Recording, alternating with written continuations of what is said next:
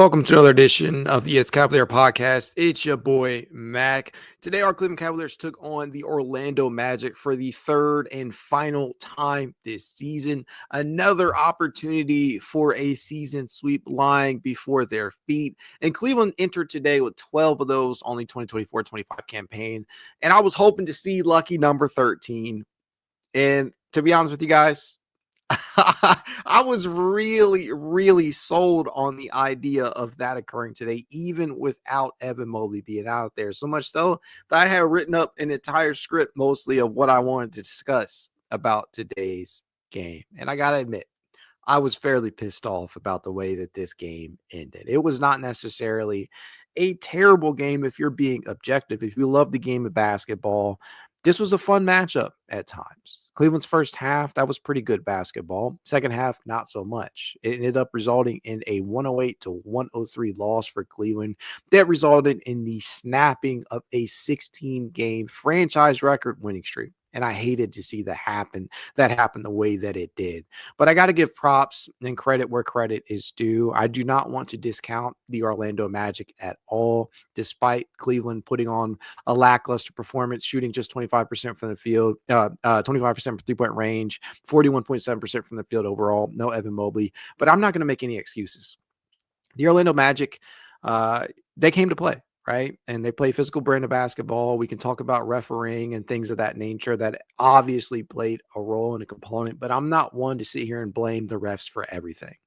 I'm not going to sit here and blame the refs for the way that the Cavaliers performed in this one. It definitely played its role, but I got to give credit where credit's due. Orlando shot 13 of 30 from three-point distance. That is 43.3% from three-point range. That is uncharacteristic of them, but when you have guys like Anthony Black go 3 of 3 from three-point range, when you have guys like Wendell Carter Jr. and KCP, who has not been shooting well this season, go 3 of 5 and 2 of 4 respectively, it's probably not going to be the best overall performance for you. In addition to that, Cleveland just could not stop Orlando in that second half in many different regards. I think it changes if Evan Mobley is out there. I am not going to use that to disparage what Orlando was able to do, though. And I think that, again, Evan Mobley being out there probably would have changed things, but you gotta give credit where it's due. I think that they were absolutely too reliant on that three ball after abandoning what helped them in that first half. If I'm not mistaken, they scored 32 points in the paint in the first half alone to Orlando's 12. I felt like they abandoned that and they opted to go with the three-point shot way more often than not. And I think it ended up to their detriment.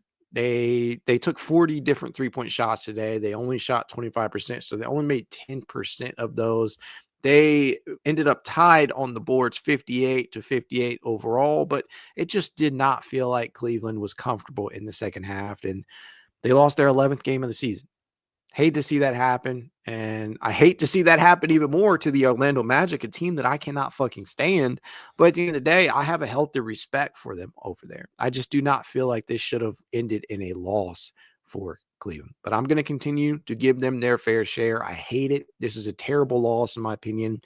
It's not the end of the world, but, it just, after winning 16 straight, you almost forget what it feels like to lose. Seriously. I don't know. Maybe it's just me, but that feeling, it's never a good feeling.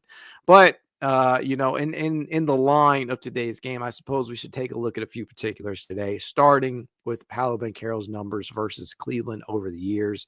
This is Paolo entering today prior to today's matchup versus Cleveland. He's played in 8 prior matchups to today. He was averaging 23.6 points, 6.6 rebounds, 3.9 assists, shooting 47.3% from the field, including 29.4% from three-point distance. He was shooting 69.8% from the charity stripe, and he was doing that in about 35.1 minutes per game. And he entered with a 2-6 record. You can bump that up to now 3-6 as he walks out with the dub. And it's not like Paolo had an amazing game himself. This was a really inefficient game from Paolo Banchero in a season in which he has just been very inefficient overall. Today, he would finish with 24 points, 11 rebounds, 7 assists. So, close to a triple-double out there, but the efficiency is what was bothersome for Orlando. If you are Orlando for him, 6 of 21 overall from the field, just 28.6%, including 3 of 7 from 3-point range. Now, the one thing I will say about Paolo is that he made shots when it mattered. And I think that is oftentimes what people care about more. They don't really care about what your overall field goal percentage is, as long as you're making shots when it matters the most. And hell, we've seen that from Darius Garland and Donovan Mitchell as of late. But Paolo absolutely capitalized on the Cavaliers' shortcomings today and their inefficiency as well. And he made the shots when they counted. And props to him for doing so. I cannot shake the feeling, though, that Cleveland kind of gave one away. This one pisses me off. I don't know about you guys. I do not know about you guys, but this one absolutely pisses me off because I feel like it's one that Cleveland should have been able to walk away with. Now, something that really, really hurt the Cavaliers tonight was not only the inefficiency, but the sloppiness with the basketball. They only turned the ball over, if I'm not mistaken, maybe 3 times in that first half, but ended up turning it over somewhere around 7, 8, maybe even 9 times in that second half. And it absolutely hurt. It absolutely hurt. The consecutive turnovers on a couple of possessions, that one really, really hurt the Cavaliers greatly. And 13 turnovers total on the day, that's not necessarily something it's not a large number. It's actually one of the top ranks in the league, and they rank very, very highly and rate very, very highly in that specific statistical category. But it's the timing of those possessions. In the second half, they were way, way too sloppy with the basketball. That combined with the inefficiency, that's going to doom you against almost any team, no matter how good or bad they are. It doesn't matter who's on the opposite sideline. If you're not careful with the basketball and you allow teams extra possessions, it's just not often going to work out for you, no matter how talented you are. Now, from a individual standpoint, there are more than a few players tonight that deserve some blame in regards to costing the Cavaliers with their inefficiency. Donovan Mitchell, he had this is going to be a forgettable game. He's going to want to turn on the film, look at what he did wrong today, and just throw it out, right? Because he went 9 of 28 from the field. That, ladies and gentlemen, that is 32.1%. No bueno, including 3 of 14 from 3-point distance. That is 21.4%. Donovan Mitchell, in his first game back after missing the last 2, I believe, with a groin injury, just obviously was not himself. There were moments where I'm like, oh man, Don is not going to let this one end in a defeat. And, it just was for naught. Don just could not get that shot falling. And those last couple of possessions, I think they were kind of indicative of that. I feel like Kenny probably could have gotten a better look. He probably could have got a better look than that. But yes, as John Bontia asked down here, he definitely missed 11 triples. He was 3 of 14 from 3-point range today. By far took the most shots of any other Cavalier out there. And that's, to me, this is what we talk about when we're talking about, okay, we don't need so much hero ball at times. Because anytime Donovan's taken 12 more shots than the next closest player, I have a problem with that. It's not necessarily something that we've seen too often today. Not today. It's not something we've seen too often on the season as a whole, as Donovan has kind of taken a step back and tried to get others involved and allowed Evan Mobley and Darius Garland to step up. But at the end of the day, anytime Donovan is taking 12 more shots than the next closest player, who happened to be Darius Garland today, who was 8 of 16 from the field, including 2 of 5 from 3-point distance, I have somewhat of an issue with that because I feel like the distribution of the shot attempts is not necessarily playing to the Cavs' strength. And we know that ball movement has often been what has helped the Cavaliers succeed at a high level this year. And it was just really frustrating. And a lot of that I understand was in the fourth quarter, especially those last couple of possessions where Don felt like a gazillion shots, but it did not leave a good taste in my mouth. It certainly did not. Others in terms of inefficiency, DeAndre Hunter picking up his 4th start of his Cavaliers tenure was highly inefficient himself, going 2 of 11 from the field, including 1 of 5 from 3-point range. He would end the night with, or end the day rather, it's a matinee performance. End the day with 9 points, 5 rebounds, 1 assist, 1 steal, and picked up 4 personal fouls and was a -5 in the starting unit. Am I going to use this singular performance to suggest that, he doesn't belong in the starting lineup or anything like that? No, I'm not going to use that. It's just one game. But at the end of the day, it was disheartening because DeAndre has actually been very, very good when starting for the Cleveland Cavaliers. It's DeAndre, this is one of those performances where on the defensive end, I felt like he put in work, but he just could not get the shot to fall from 3-point distance or inside the arc. And it hurt, right? Same way that Donovan Mitchell's inefficiency hurt. This one obviously hurt, especially with no Evan Mobley. And when that is the guy that he is out there taken over for at the starting 4 position. And that honestly, DeAndre has played most of his minutes with Cleveland as a power forward. So I was really curious to see how it would look with him in the starting unit alongside the other core members of the Cavaliers plus Max Strus. All right. Now, in 4 games as Cleveland's starter, he has averaged 14.8 points, 4.5 rebounds, about 0.8 steals, and he is shooting 37.5% from the field, including 45% from 3-point distance and 90.9% from the charity stripe. And he is a plus 2.5 per game. It's not bad, but the overall shooting from the field ain't great either. I think the 2-point shot making is what has really, really hurt him at times. He will make the threes more often than not, but for some reason, he's not converting from 2-point distance nearly as often as he had at times with Atlanta. So this is Hunter's first loss as a Cleveland Cavalier. Something that we did not feel was possible with the way that he started his Cavaliers tenure, right? He entered today perfect. Hurts to see that, but they'll round back. They'll be okay. This is one of those games where, it hurts to lose, but at the end of the day, maybe you can take some positives away from this one. They could have done some things differently in this game, and I think it starts with the inefficiency. It starts with the sloppiness of the basketball, and I don't know. That's really all I can say in that regard. That is truly all that I could say.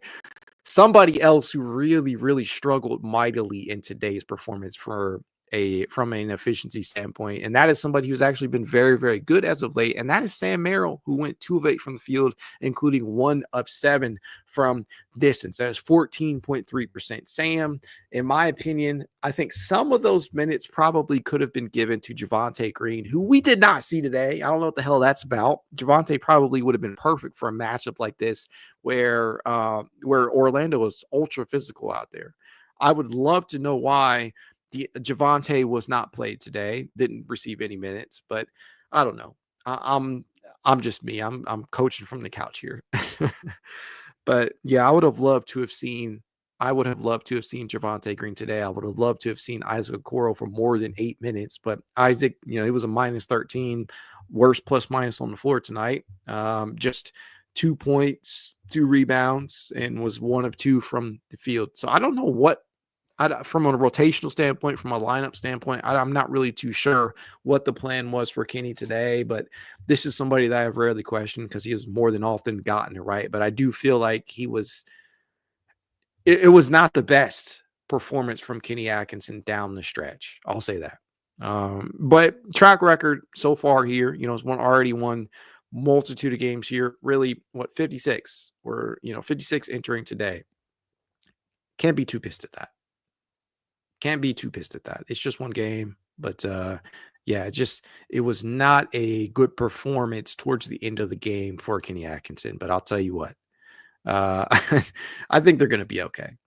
I think they'll be all right. Just the 11th loss on the season, and you got to give Orlando their props. As much as I'm harping on the inefficiency and the carelessness with the basketball, Orlando, they came up big when it counted, despite their own inefficiency. As Orlando would shoot 42.5% from the field, they made sure to make their damn threes. I'll tell you that.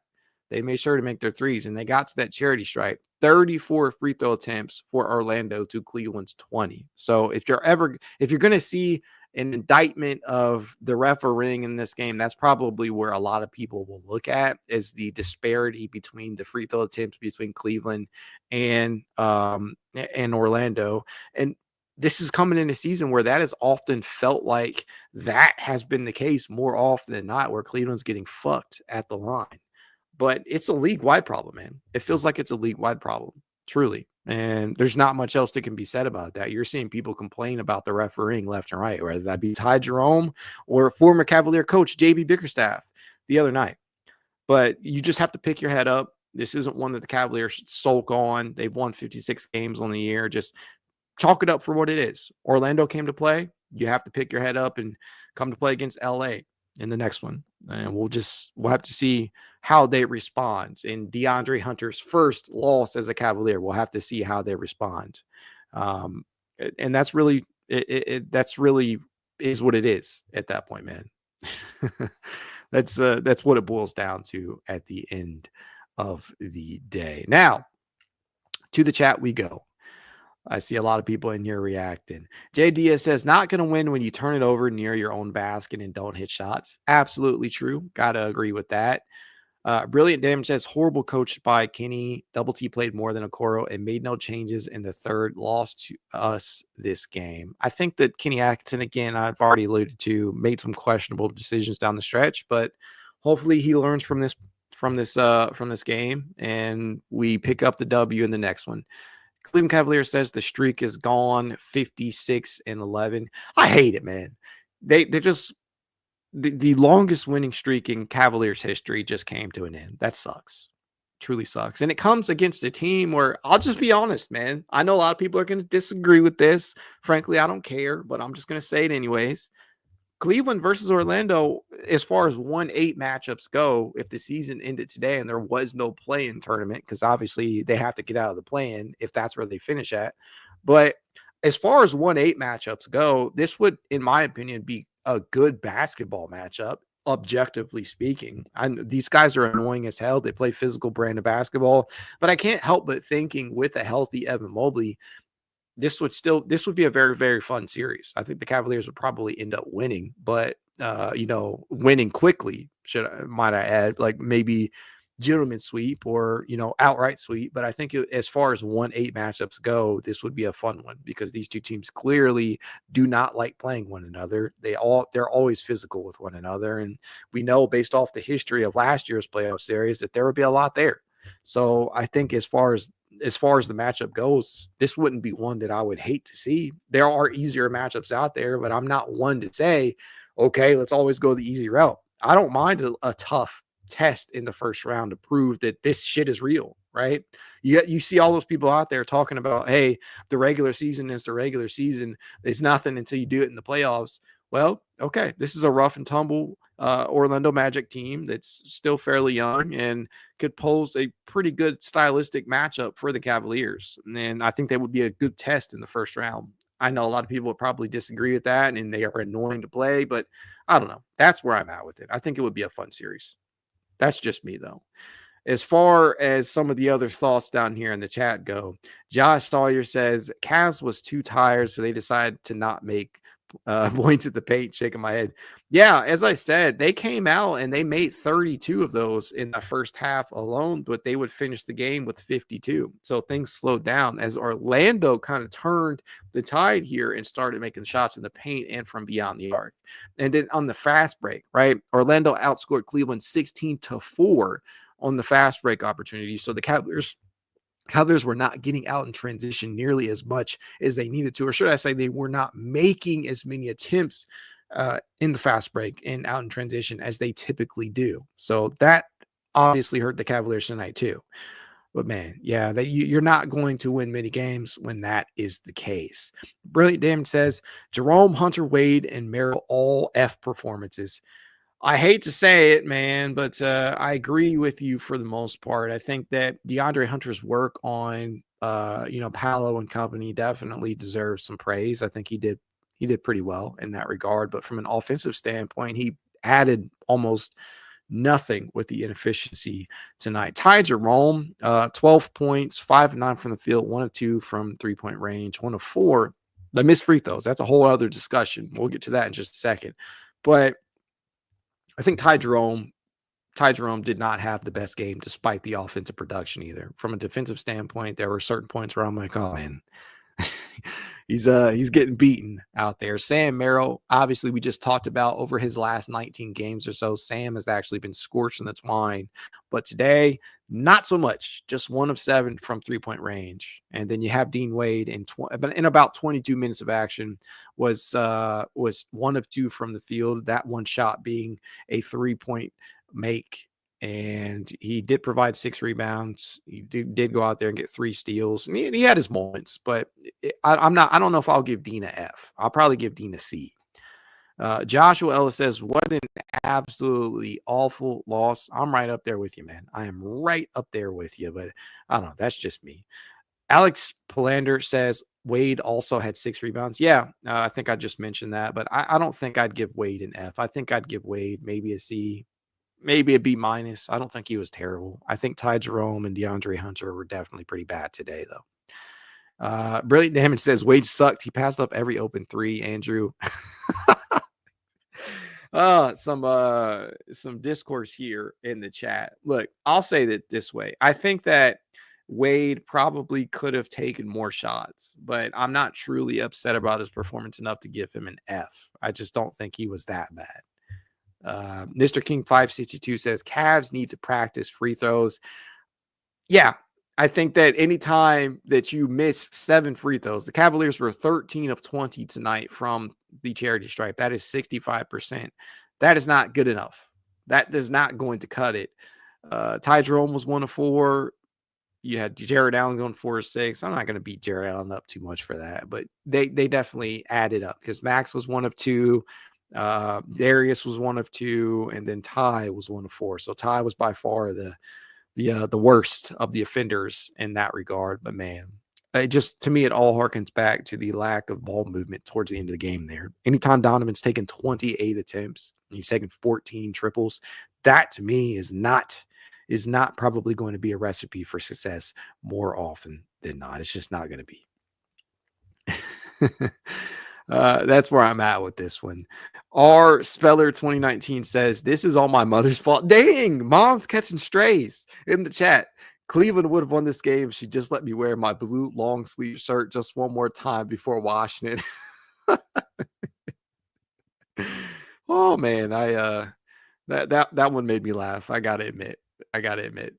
Jordan React says, get ready for the overreaction narrative after this game. Can the Magic upset the Cavs in the first round? In my opinion, give Magic credit today, but hate afternoon games and in a series think we win 4 or 5. That's where I'm at, man. I think a lot of people are going to use this loss as a talking point to suggest that Cleveland's, their recent success has been nothing more than an aberration, or they don't deserve nearly as much respect as the Boston's or the Oklahoma City Thunders of the world. But sometimes you just lose.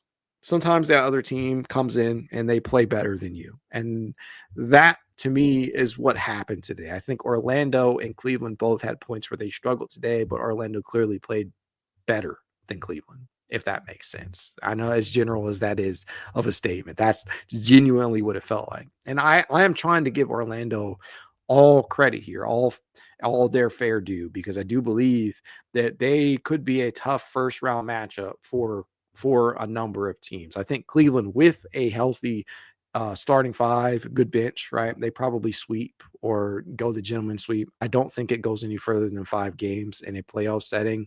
But today, no, man, give them their fair due. They came in and they won the game. I gotta give it to them. Floyd Phillips II says, Mitchell, Garland, too much dribbling, 5 turnovers, not enough ball movement, play too slow, only 103 points, not fast enough, played at Magic pace, which is ugly basketball. I got to admit, that is a pretty good encapsulation of today's overall performance. I think Donovan took way too many attempts. I think they were collectively way too careless with the basketball. And I think that in what's the word? What is the word that I'm looking for? That in correlation, probably not the right word, but I'm going to use it anyways, with Orlando's timely shot making in the second half resulted in the Cavaliers' loss. Anthony Black is not necessarily a good 3-point shot. KCP for his career has been a pretty good shot, but he has not been shooting well this season. He entered shooting just 31.4% from 3-point distance. That's sub 32%. That's pretty damn bad on the year, but KCP made some shots today when they mattered, and that absolutely hurt. And you have some of the other contributors here, right, stepping up and making plays when they need it to. And in a game where Paolo shoots 6 of 21, you should have won. That's where I'm at with it. That's where I'm at with it. Brilliant Damage says we were getting in our offense's way too slow in the second half. Yeah, I think that the plays that the Cavaliers ran, some of the sets that they ran were way too slow developing in the second half. I think the offense functions best when they're quick in their possessions when setting specific actions up. But yeah, that's definitely a good point. That is definitely a good point. Jordan React says, I'm glad Kendrick Perkins is picking the Celtics to win the East because he is officially a kink of a 0 of 9 when picking teams pre-NBA countdown. Yeah. That's if you're looking at it like that, right?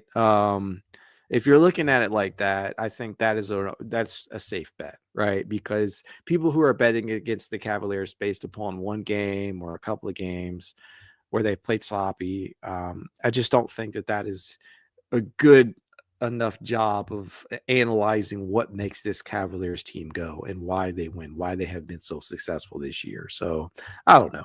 I feel pretty confident still, even with this loss. But as Mr. King 562 says, what a shitty way to start the day. Shaking my head. I don't know where you're at. I don't know if you're on the East Coast, you're on the West, Central Mountain, whatever, wherever you are, but it is 4:08 as of recording this right now for me. So we're in the midday. Not the greatest way to start your day. I'm not feeling the way that this game ended, but we will carry on. We will survive. The Cavaliers will make it through this pretty woeful performance. So I hope that it did not deter too many out there from truly believing in how great this team has been. It was questionable, man. It was questionable performance from a couple of Cavaliers out there. Just not great. And I'll include Kenny Atkinson in that. He didn't play, but I definitely questioned some of the rotations and lineups that he threw out there to cap this one off. I'll put it that way. Jordan Yak says, lastly, who do you think doesn't play the back-to-back with Kings Clippers? If I was a betting man, I would say that maybe Darius. That's really about it. I really don't know. I know that teams are being fined more and more often than not for trying to navigate the NBA's sitting thing, and it's tough.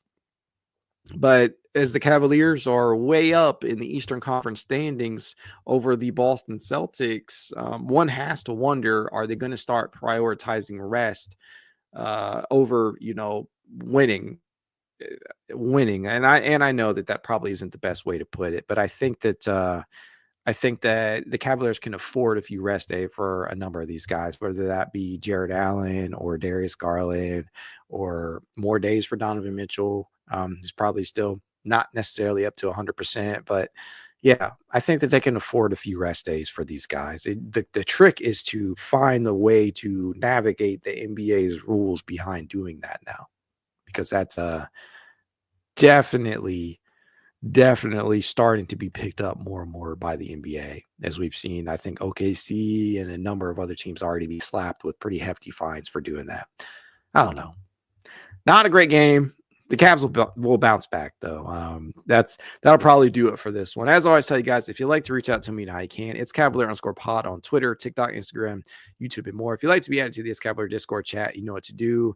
Leave a rating, leave a review, send a screenshot, send a review to itscavalier53@gmail.com, and I will send you said invite. If you're watching over on X, do your boy a favor and go over to YouTube. Don't take that long. Hit that like button.